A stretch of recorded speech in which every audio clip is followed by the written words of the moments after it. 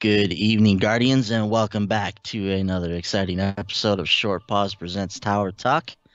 I'm Ben. On the other end of the microphone there, that's Brent. Of course, we're here on behalf of Short Pause. www.shortpause.com is the website. At the Short Pause, how you follow us on Twitter. Tower Talk is our Destiny-focused video discussion series, Brent, where you and I hop in here. We talk any and everything in the world of Destiny. We have a damn fine time doing it. Brent, we've got a lot of interesting stuff to discuss on tonight's episode of Tower Talk. How you doing this evening, man? I'm good, man. We had a nice, productive evening last night on our weekly stream where we played Destiny 2 for, 4 hours, I think it was, close to last night. So that was good. It was a nice beefy stream last night. We spent a lot of time working on the Haunted Forest, trying to earn enough fragments so we can get that horror story assault rifle. Mm-hmm. And then before the night ended, we hopped over and started knocking out some Escalation Protocol, and man, we both picked up the Akilo's shotgun. We didn't expect to get it, but man, we both went in there. We beat the final boss. We both got the shotgun.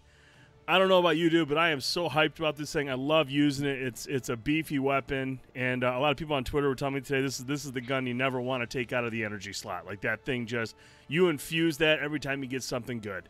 And so I don't know about you, dude, but I am hyped that we got this gun, dude. Have I ever mentioned how much of an asshole you are? just a raging prick of a human being. Oh, jeez. Wow.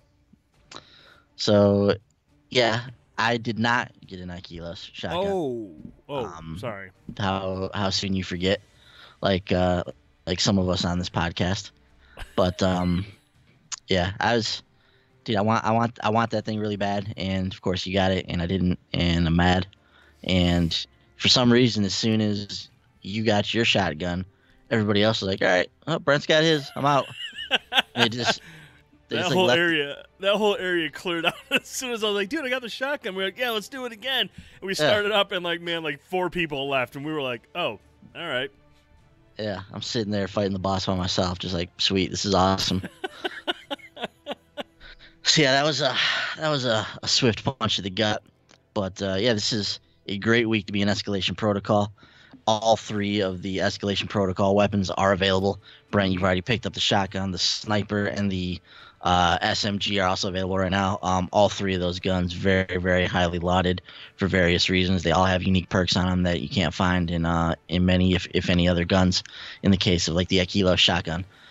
So I definitely want to get back in there at some point. I feel like there's going to be some people in there grinding out Escalation this week. Hopefully it won't be too hard to get in there, find a group to get in to the to the shenanigans with. But yeah, the boss this week is really, really fun as well. It's this guy, and he's just like a total just bullet sponge, and the only way to really get him down to be able to kill him is to use your super. And you have to. There's a whole bunch of these acolytes running around called battery acolytes that when you kill them, they drop just hordes of power orbs that you use to power up your super. And there's just orbs laying all over this battle zone with this guy, and it's fun because basically you're just activating your super over and over and over and over, trying to get this guy's life down. So it's a really cool battle. It's a lot of fun, but you do need enough people in there doing damage on this thing. So I think ideally, Brent, like somebody maybe clearing out those acolytes and spawning those orbs constantly is probably the best way to go. So somebody using like a Stormcaller or a Titan Striker or something like that, something that's good for like clearing these large groups of ads and just kind of go to town on destroying those ads, constantly creating those orbs, and let everybody else just kind of fire away on the boss. But yeah, so hopefully, man, we can get back in there at some point, and I can get my hands on that shotgun as well. So congratulations to yourself. You have one of the most sought after pieces of loot in Destiny in your hands now, which is awesome. But the other thing you mentioned, Brent, is the Haunted Forest. So the Festival of the Lost going on right now. A big part of that is, of course, the Haunted Forest. So I want to get your thoughts on this, man. So this is a brand new activity that we haven't seen in Destiny before. They've taken the Infinite Forest, they've converted it into the Haunted Forest as part of the Festival of the Lost celebration. And it's a very cool just mixture of what we know and love from the Infinite Forest, and it's constantly procedurally generated areas mixed in with like a tried and true horde mode, or something along those lines, in this wave based format that you just get as far as you can get within 15 minutes.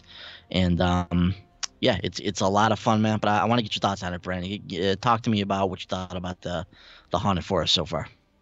I actually really like the Haunted Forest. It's a lot of fun to play through. It's very challenging. It gets more difficult the further along you go on each branch. But I Mm-hmm. think the most appealing thing about the Haunted Forest, dude, is obviously the fact that you can earn the fragments needed to purchase items such as masks and, more importantly, the most sought-after weapon that's available through the Festival of the Lost, and that is the horror story assault rifle. So, I mean, a Mm-hmm. big carrot at the end of the stick.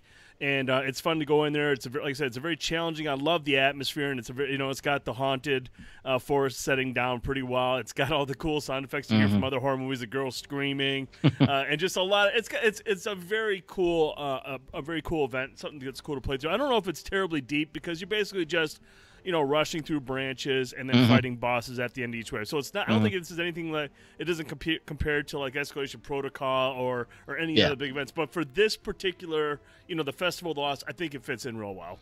Yeah, no, it's a great feature for this event, especially because it's basically it's a brand new activity. It's something that we weren't able to play prior to Festival of the Lost. It's one of the things that's made this version of Festival of the Lost really cool. The fact that we have this brand new activity that goes with this really cool loot. The horror story auto rifle, once again, 600 power level, masterwork. Mhm. Was Zen Moment and Rampage. This is a beefy gun that belongs to the best class of assault rifles as well, the 450 rounds per minute class. That things like Uriel's Gift and the Origin Story and Orman's Anvil, all of those are all part of that archetype. So it's a really good weapon to get your hands on, and I can't wait till we get there at some point. We're collecting those fragments at a pretty good clip, and it won't be too long before we get our hands on that weapon. So I like the activity. And then next week, we can expect to get into the murder mystery with Master Ives.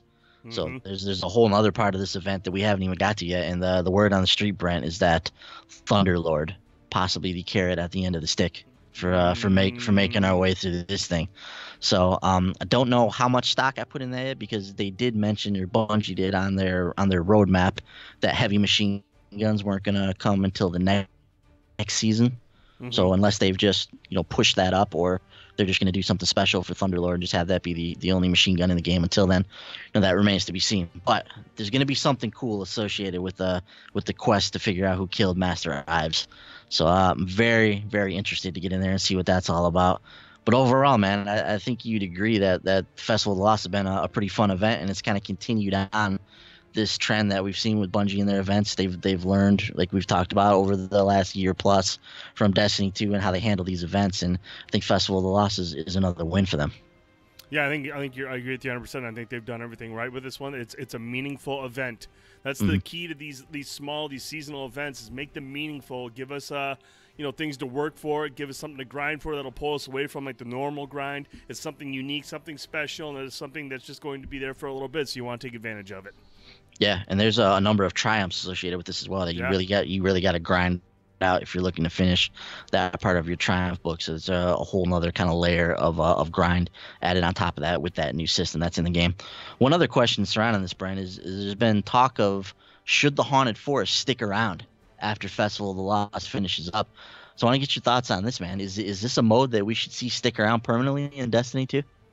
I don't know if I want to see this particular mode, but another variation of it. I feel like the Haunted Forest is fitting for the Festival of the Lost, but if they can find a way to make a different theme, that's something unique, that is meant more long term than in short term for something like this, I think that would be a really cool thing. Again, there's going to have to be a carrot at the end of the stick. The horror story will probably come out of there, and you'll have to find something else to make it meaningful. I like the fact that it's there because it gives the Infinite Forest some personality. It gives you a reason to go into the Infinite Forest and makes it relevant again. So that's why I do hope that they come up with something. I don't know if they'll use the Haunted Forest per se, but I wouldn't mind them putting another spin on it, or like another themed version of it. Yeah, I'm with you.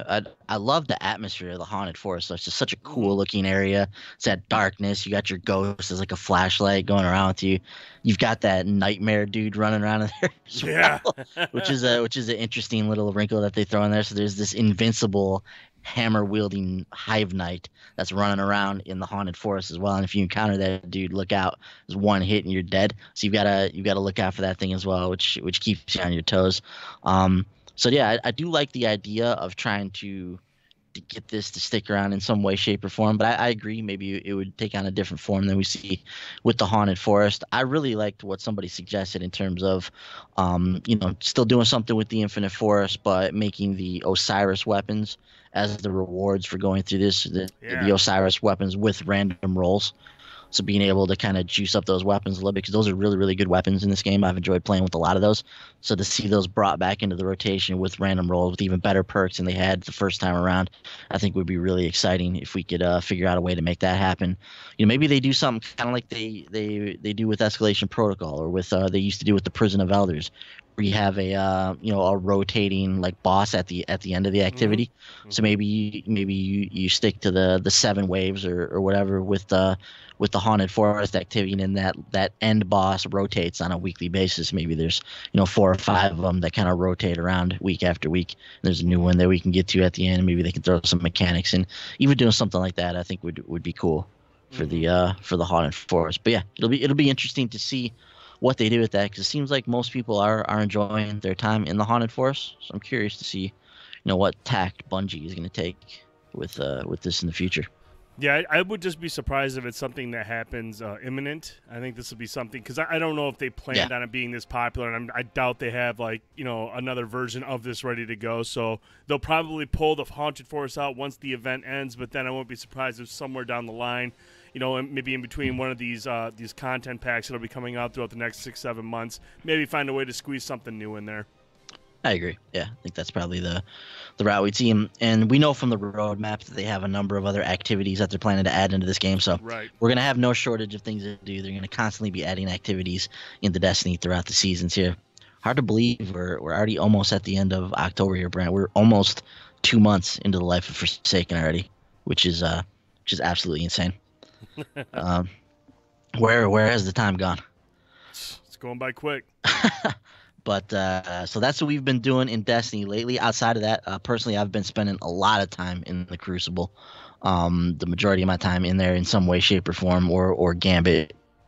Just been jumping into a lot of these PvP activities, trying to work on some of these other guns that are out there, like the Chaperone, trying to work my way towards having an opportunity to get Luna's Howl and Redrix's broadsword, all this kind of stuff. There's some really, really good pinnacle weapons that are available via the PvP activities in this game. So hoping to spend some more time, a lot more time in there over the next couple months, trying to see if I can hammer out those quests before the end of the season.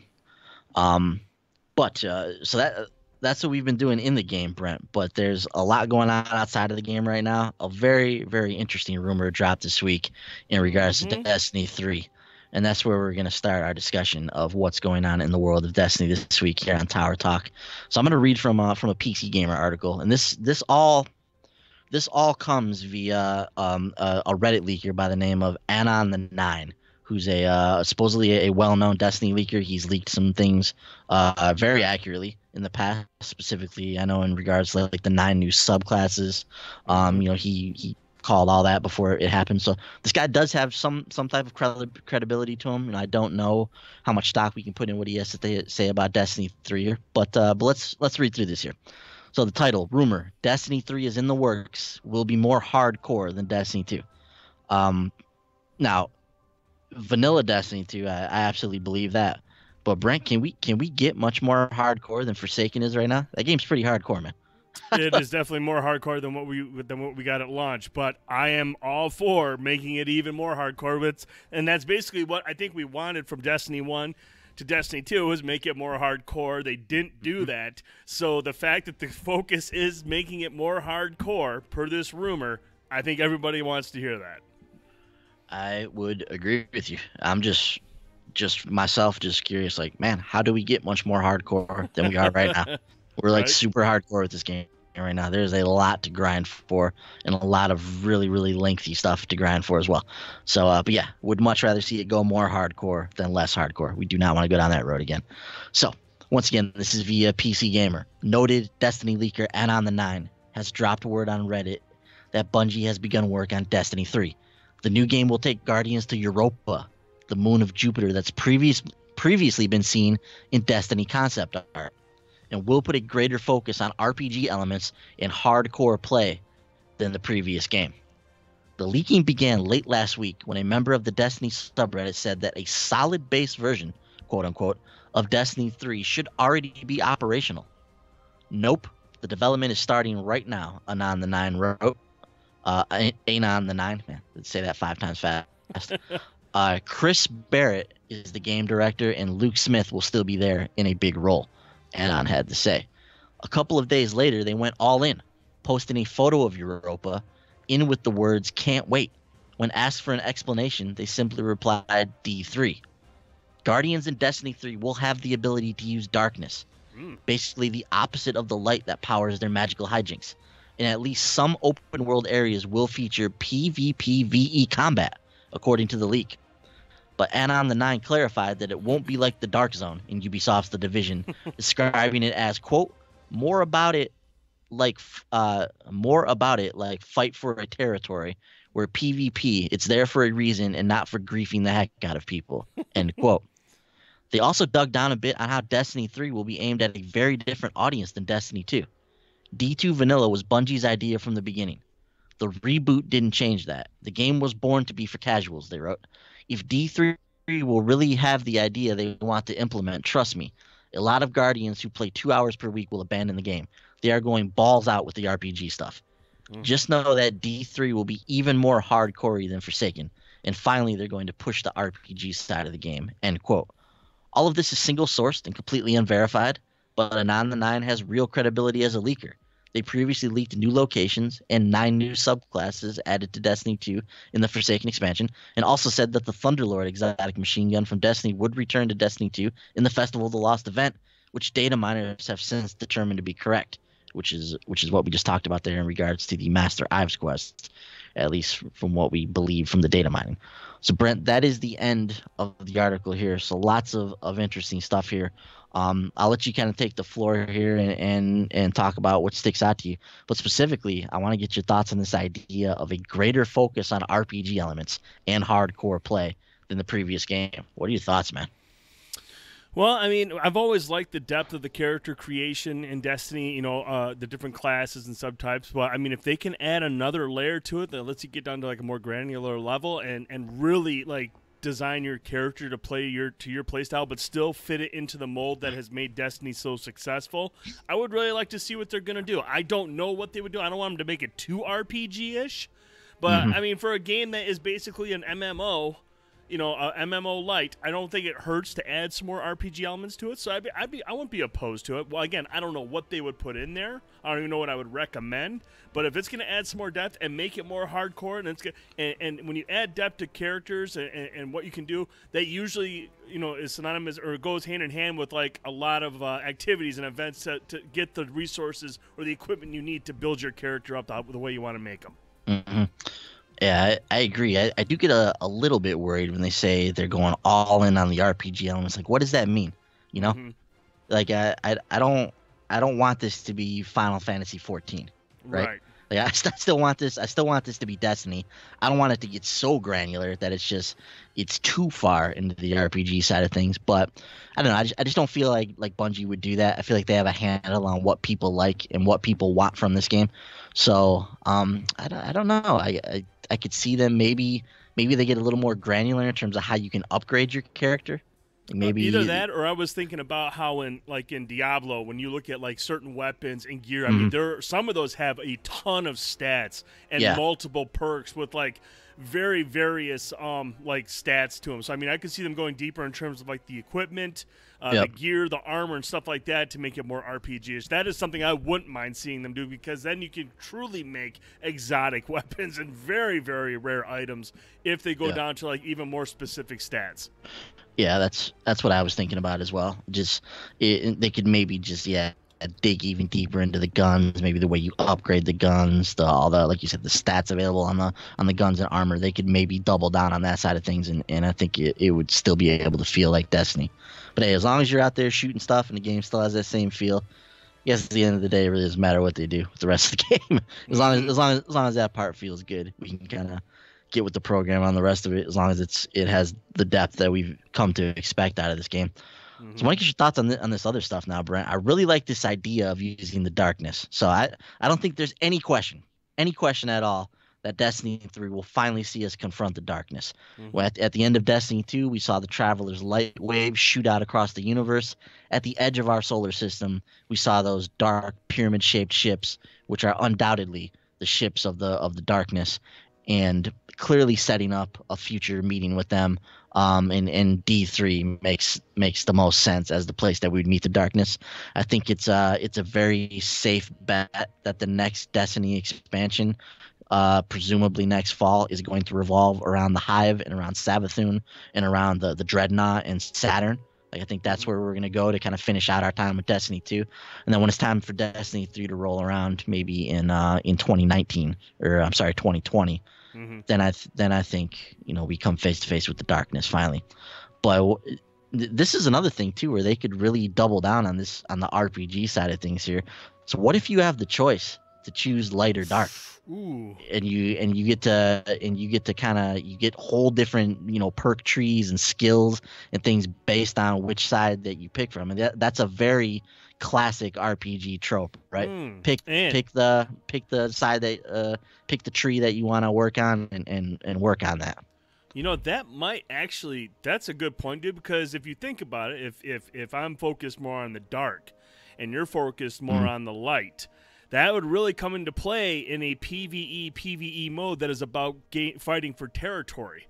If I'm out there with my fellow Guardians who have given into the light or to the darkness, and you're in there with your fellow Guardians that have gone way of the light, that could make for some interesting encounters in a PvE setting that is supposedly, like he says here, a fight for a territory.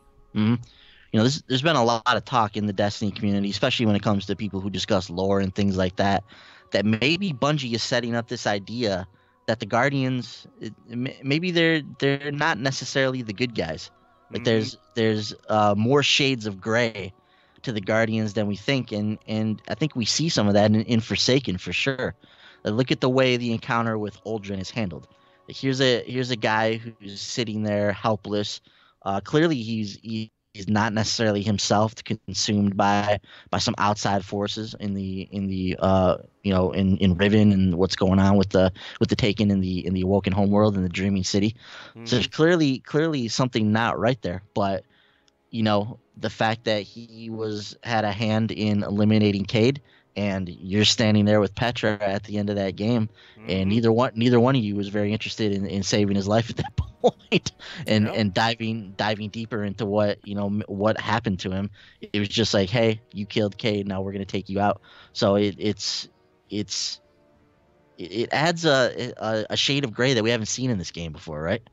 So there's a lot of talk that maybe this could be the route that we go, that maybe there's going to be this light versus dark aspect that comes into this game eventually in Destiny 3, and we're going to have the ability to take our Guardian whatever direction we want. Do we want to go down this path of darkness? Do we want to go down this path of light? I could see D3 beginning with us, running through the campaign, and we're on the light side of things. But once we finish the game and we knock back the darkness, or whatever the case may be, I feel like they're going to give us a choice at the end of that with whether or not we're going to want to stick with the light, or maybe we convert over to the darkness and start to explore what that looks like from a Guardian's perspective. So there's some very, very interesting things, obviously, that they could do here, and that in and of itself would just add a ton of depth to a game that already has a lot of depth.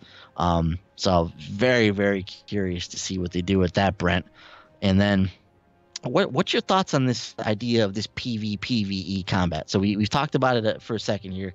It's won't be like the Dark Zone, like we talked about, more about like a fight for a territory, where PvP is there for a reason and not for griefing the heck out of people. What do you make of this? What does this look like in your mind? Man, I was trying to think about that earlier, and I don't have a thought on this just yet. I'm still trying to figure out what they would do. I think about everything in Destiny 2. I think about all the modes that we've played, and I try to figure out exactly how we can make it. I mean, the only real mode that's PvE, PvP right now is obviously Gambit. So something built off of that in an open space where, like, because it sounds like this is like a Dark Zone. This is going to be an open space with public events in the Dark Zone, or whatever it's going to be called, and you're going to have Guardians fighting each other for whatever is and PvE elements as well. I'm not sure how they would go about it or what they would build towards, but it's very intriguing. And I just love the fact that Anon the Nine his response when somebody said with the leaks of Destiny 3 probably having a Destiny version of the Division's Dark Zone, how do you think it's going to play out? And he simply said, I never said it would be like that joke that the Dark Zone is. Never. And, I know the Dark Zone in the Division has been improved since it's come a long ways, and it's changed a lot.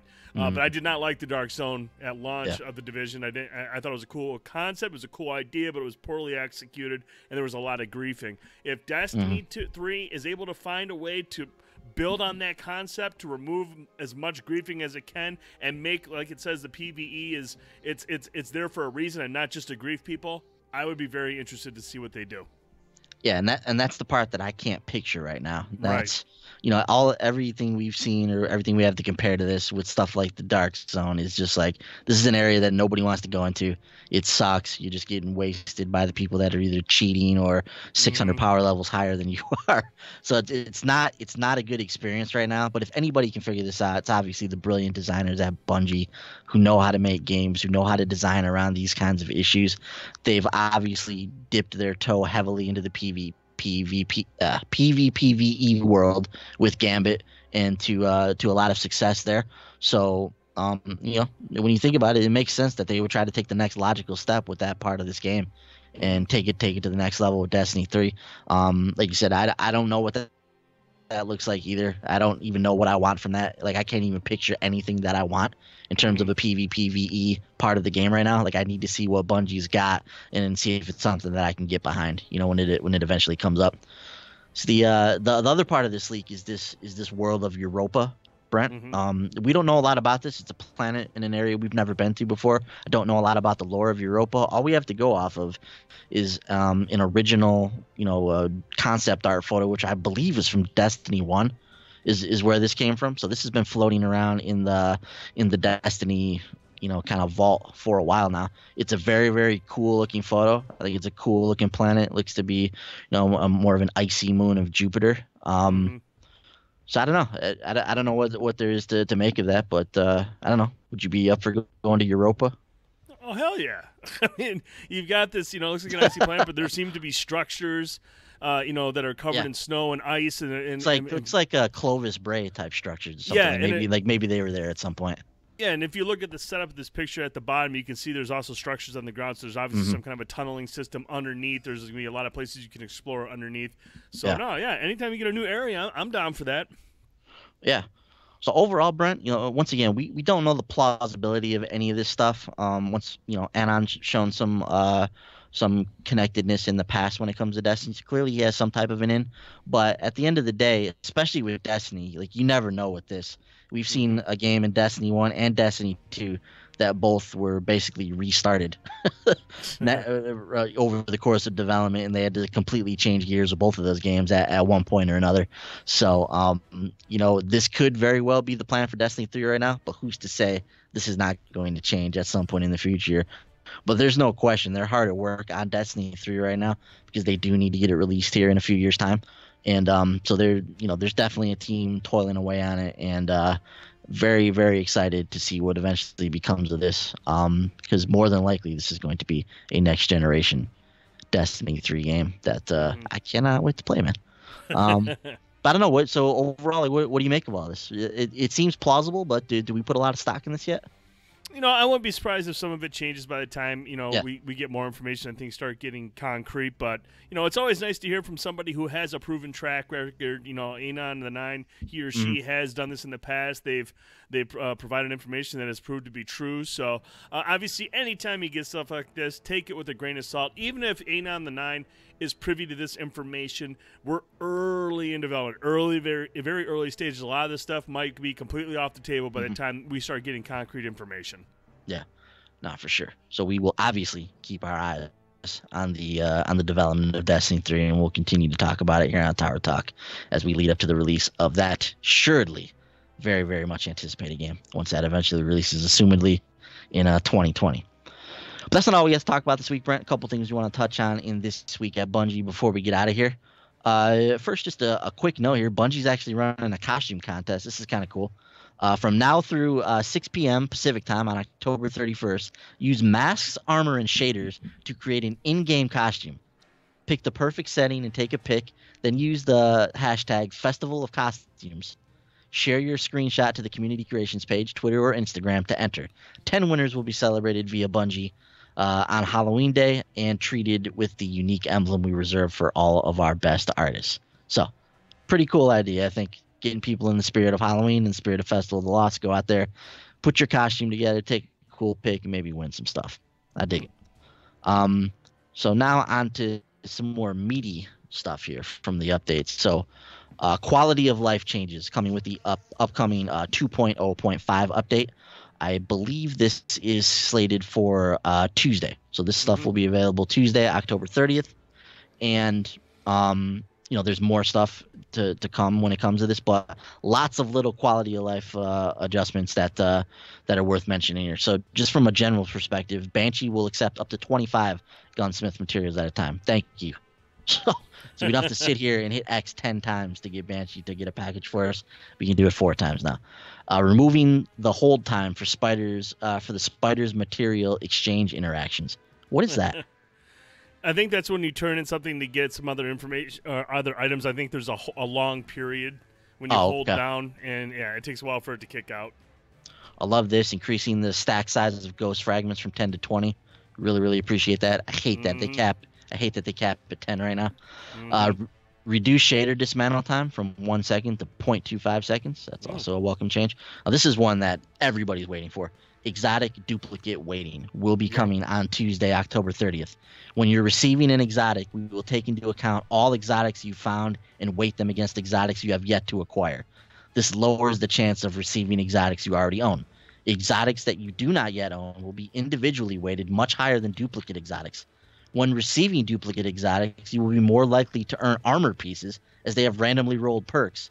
Exotic quest weapons are being removed from the exotic engram loot pool. I don't know about you, Brent, but that sounds like just about the perfect 4 bullet points there for exotic duplicate weighting. That's literally everything that I wanted to see from this. What do you think? Oh yeah, that's going to make a lot of people very, very, very, very, very happy.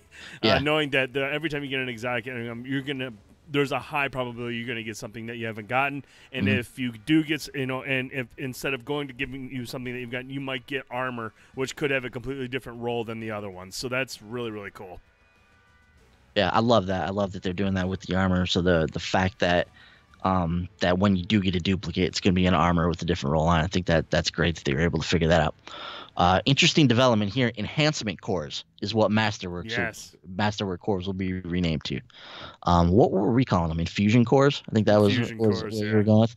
I think that's a cooler name, but hey, whatever. More sources will award enhancement cores. They will be added to the Scrapper bounties, which is awesome, and 6 of Spider's weekly bounties, which is awesome. Very, very awesome. Enhancement cores will be more visible in the loot feed.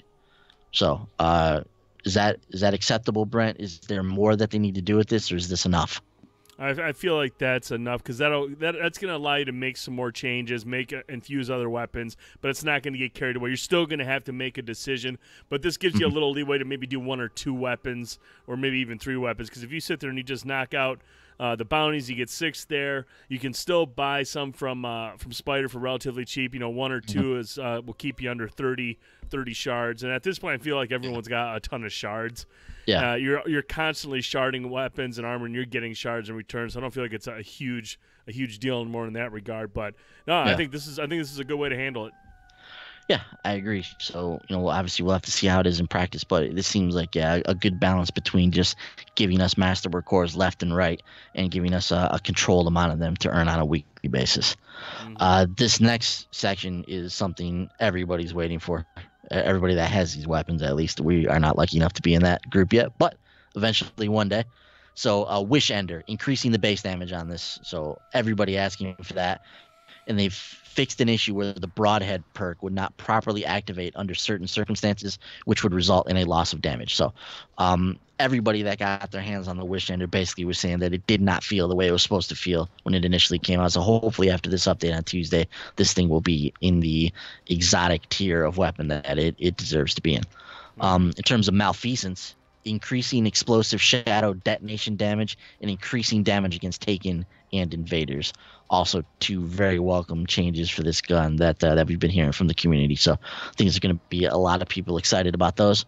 When it comes to trace rifles, they will now spawn with 50 ammo in the Crucible, and they will benefit from the following armor perks: auto rifle loader, unflinching auto rifle aim, auto rifle targeting, precision weapon targeting, and auto rifle dexterity. So trace rifles will be basically lumped in with auto rifles, which is great to hear.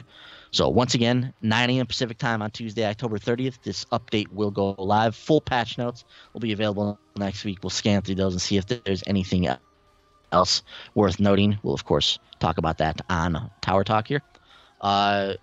Gambit, Brent, is getting its first double XP weekend or week, and I couldn't be more excited about this. So 2 times or double infamy begins at 10 a.m. Pacific time, October 30th, and ends 10 a.m. Pacific time, November 2nd, because at 10 a.m. Pacific time, November 2nd, 3 times triple infamy comes onto the board, and it lasts throughout the reset, which ends 10 a.m. Pacific time, November 6th. So, Brent, this is the first instance that we're going to get accelerated Gambit gains.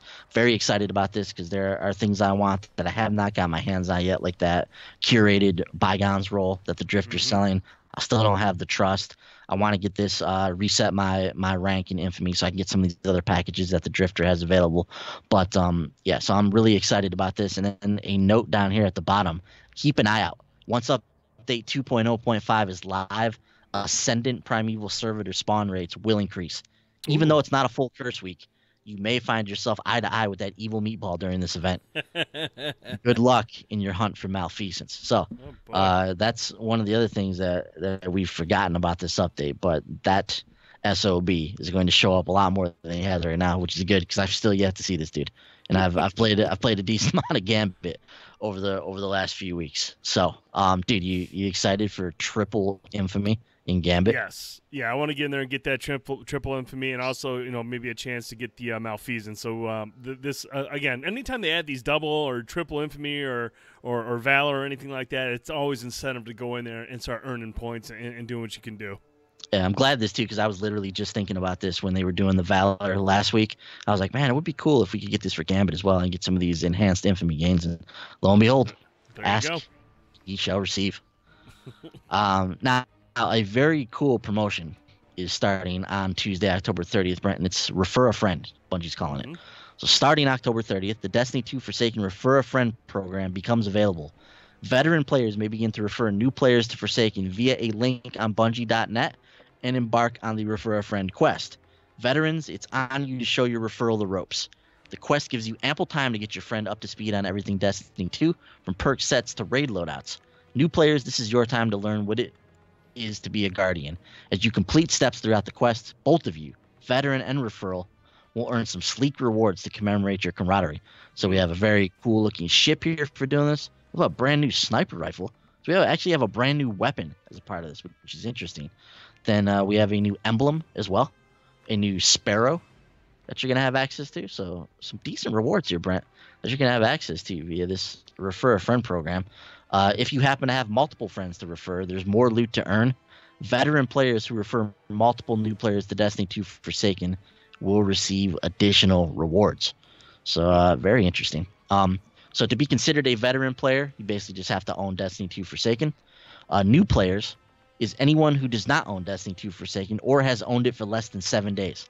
Once a player has owned Destiny 2 for longer than 7 days, they are no longer eligible to be referred for the promotion. Once referred, the quest may be completed at any time. As Destiny 2 Forsaken has recently been updated to include Curse of Osiris and Warmind, we are extending new player qualifications. Players who purchase Forsaken between October 16th and October 30th will qualify as a new player and be eligible for a referral up to November 7th, 2018, and more information will be available on this program starting at 10 a.m. Pacific time on October 30th, which is next Tuesday. Brent, what do you think about this program, dude? I think it's really cool. I think it helps you get other new people into the game and give you incentive to work together and stuff like that. So I like the rewards too. Now that gun, doesn't that look like the what's the sniper rifle that can change between firing elements? Borealis? It looks a lot like Borealis. You know what? So Maybe is that it's an just ornament? an ornament. Maybe it's just an ornament. Yeah. I think that's an ornament, dude. Yeah, because that looks Yeah. like Borealis. It does look exactly like Borealis, so it probably is an ornament. It's a good call on that. But yeah, very cool stuff. I like that ornament though. I like how it kind of like it's moving. Like, Yeah, it's like a chameleon ornament. It's changing it's like colors. a dynamic. Yeah, it's Yeah. pretty sweet. Yeah, it's a good call on that. I didn't think about that. The fact that is Borealis, so probably just an ornament. I guess it wouldn't make too much sense to have this special quest to actually give you access to a gun, but an ornament though that makes sense. Mm-hmm. So I dig that. Other than that, Brent, that is going to do it from us this week. Anything else you want to get off your chest? Get out there into the universe. No, man. We just we appreciate everyone that stops by. We had an awesome group in there last night chatting with us as we played Destiny 2, and we really appreciate you guys and girls that stop in there and shoot the shit with us. We love talking Destiny 2. We just love talking video games, but no, we really appreciate those that stop by. Jacob was in here tonight. So was Optic Ghost. So we appreciate you guys stopping in here and everyone that comes by and always talks to us during these streams. We really appreciate you. Yeah, always appreciate you guys stopping by. If you like what we do here on Tower Talk, definitely like the video, subscribe to the channel, hit the little bell so you always know when we go live. You never miss an episode. We do Tower Talk every Thursday night, 10 p.m. Eastern, unless there's something weird going on like last week when we couldn't do an episode. But usually we do an episode every Thursday around 10 p.m. Eastern after the Bungie weekly update goes live. So be on the lookout for that. If you weren't part of the live show, no worries. Hop down into the comment section for the video. Let us know what you think about what's going on with Festival of the Lost, with Destiny 3, with some of this cool stuff that's going on with the update on Tuesday. Let us know your thoughts on all that. We love hearing from you guys, like Brent mentioned. So you can find me on Twitter at Piccolo930. Brent is over there at TheDude1979. So look us up if you so choose. Follow us as a whole on Twitter at The Short Pause. You can keep up with everything that we do as a channel and website here. Other than that, that is going to do it for us. If you guys are interested in Red Dead Redemption 2, make sure you stay tuned because in just about a half hour's time, Brent will be on streaming some Red Dead 2 for your guys' enjoyment. So for all you night owls out there, be on the lookout for that. Other than that, my friend, that is going to do it for us this evening. Thanks, everybody, again, who stopped by, everybody who watched the video. Appreciate you guys as always. Have a good night. We will see you in just under 30 minutes for some Red Dead 2. Adios. Yes, sir. See you later.